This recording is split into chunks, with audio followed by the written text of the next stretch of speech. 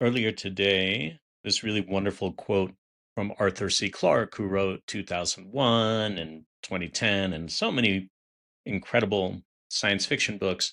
Um, a quote of his that I love popped into my head. I want to get it right, so I'm going to read it. Any sufficiently advanced technology is indistinguishable from magic. And in the past, I've thought of that quote in the context of technology and what folks, even living in the 1980s, when I was living, would think about the fact that we literally carry the sum total of human linear knowledge in our pockets, right? In our cell phones, that we're able to fly in airplanes and still send emails. Whether that's a good idea or not is a totally different thing. But to people in the 1980s, that would feel like magic. So I normally think of it through the lens of technology. But today, I was thinking of it through the lens of magic because something that not that many people know about me is that I love magic. Both fantasy books and like systems of magic and those, but also like literal magic. I studied magic at the Magic Castle. There's a place up in Colorado Springs called Cosmos Magic Theater that we will literally just take a weekend trip to go see shows there. I love magic. And I love it on two levels. I love being an audience member because there's that moment that there's a revelation or a twist, something that feels like it should be impossible happens. And as an audience member, there's this beautiful moment of suspension of reality where suddenly something impossible is possible.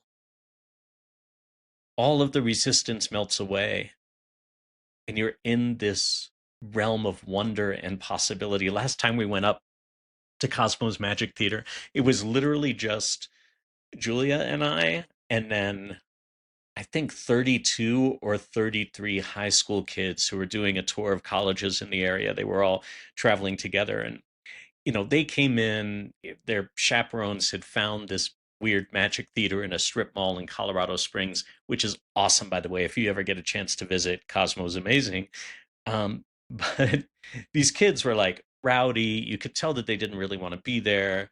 Cosmo started the show. He's like incredibly polished, really charming. And he knew right off the bat that this was going to be a challenging show. And y'all, within about 3 or 4 minutes, this group of 16 and 17-year-olds was just enthralled, hanging on his every word. Because even in those first few minutes, he had rewritten the rules of possibility. And I love that about magic, particularly close up magic, right? There's like big illusions, big feats of engineering that are cool from a technological standpoint. But I never feel that same sense of wonder as I get when somebody just comes up to me with a deck of cards or some coins and does something impossible, makes cards appear out of nowhere. And then as a practitioner, not a very adept one, something that I've come to realize is really there's only like maybe 6 to 10 tricks that are mechanical, right? 6 to 10 ways of doing card magic, moves that you make. But what I love about being a practitioner isn't fooling people, it's the storytelling of it. It's drawing people into a narrative that then is facilitated by the impossible, facilitated by magic. If you're ever interested in doing some magic, we could do it over Zoom. It'd be super fun to play with. But the other thing I love about it as a practitioner, which as an audience member, I kind of hate, is like the tricks are almost always done way before you think they are. I remember my first class that I took at the Magic Castle. The teacher was this incredible dude named Dave Thorson, who was, I think, in his mid 70s or 80s, and he just loved magic. The first trick he showed us was a card location trick where we picked a card and then, he magically found it after some what seemed like a mistake, and then some other cards transformed into the four aces. It was super cool. And it had that feeling of the impossible. Like he must have done something incredibly complex and incredibly hard to do. And then we learned the trick, and it is it is the simplest, if you know the mechanics of it, like the dumbest thing in the world. And so, one of the emerging themes in these conversations is this idea that simplicity can create doorways and openings to the impossible. And that's very much the case with this trick. Two of my favorite tricks are almost like so simple that you feel a little dumb doing them, but the impact of them is incredible. So that's one thing about I love about the practice of magic, that it's about the story, the invitation to the spectator's imagination to engage with you, and it's in the preparation, in the setup, in the fact that when they are hyper vigilant looking for the trick to happen, it already happened like 5 or 10 minutes earlier. It's so cool, and it's so fun to play with. And going back to Arthur C. Clarke's quote, right? Let me get it right. Any sufficiently advanced technology is indistinguishable from magic. The other thing that brings up to me, in addition to literal magic tricks, is that when I started studying energy medicine and healing and shamanic practices and earth based practices, I was looking for and thought I would find some magical technology, magical, big, complex thing that would create these incredible impacts and results and shift this that I experienced in myself and witnessed in others. And just like those magic tricks, while there are systems of healing and energy, at the end of the day, it's simply a shift in mindset. Often these things that seem incredibly complex become and are very simple once you learn how to be literate in the language of the technology, of healing, of energy, of magic. So, as an example, so many times I'll be working with a client one on one, and they'll say, "How did you know that?" And I tell them, I saw this in your breath, or there was this going on energetically. And I can see, especially if they haven't done much of that kind of work before, that they also believe that thing that I believe, that there's something complex, something like super arcane going on. And it's really like reading a book, that once you know the language of it, it's just as simple as opening up an encyclopedia and reading it.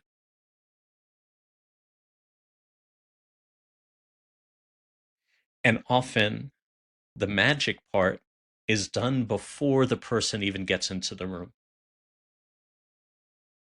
The same thing holds true of facilitation. I was lucky enough to facilitate a live facilitation class a few weeks ago for an incredible team of consultants. And one of the things that kept coming up around the question of how to de escalate a conflict or a tension in a group when it arises during a facilitated conversation is that it's all in the preparation. It's all in how we set up the room. It's all in how we design the convening. In a magic trick, it's all in how we manage the angles. It's all in how we set up the story and set up the card deck and set up the space. The same is true in facilitation. It's how we design the session to open up the collective wisdom of the group that simply makes a lot of those conflicts and tensions not interested in showing up. There's something really interesting here that's kind of like I feel it just below the surface and I can't quite get to it, about when we think something is happening. Oh, that person's an amazing magician, they fooled me. Or that person's an amazing facilitator, how did they get those insights out of the group? and really understanding that so much of what creates that magical impact is simply a slowness and a breathing and an attention to the setup and the detail, an attention to setting up the right structure so that within that structure, magic can emerge, wonder can emerge. It's very much the case with magic and with facilitation and with healing. In my experience, working with groups, working with folks one on one in more of a healing capacity or a energetic exploration capacity, so much of what unfolds in the session unfolds as a downstream effect of the level of presence that I'm able to cultivate in myself and invite others into. And then the right techniques emerge, whether that's breath work or Reiki or sound or guided visualization, journeying, whatever it might be.